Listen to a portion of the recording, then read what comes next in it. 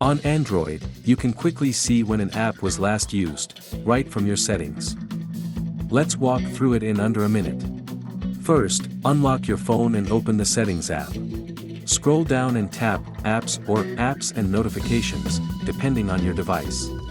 Now, choose See All Apps to view the full list of installed apps.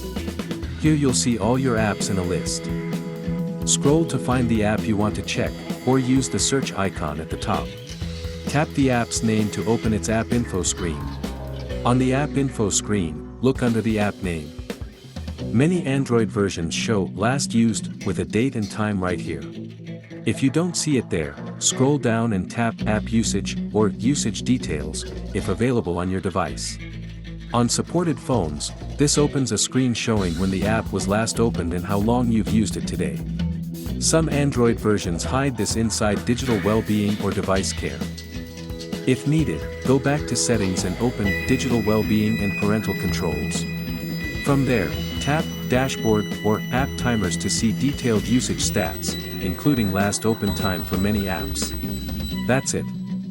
Open Settings, go to Apps, pick your app, and check Last Used. Now you know exactly when an Android app was last opened.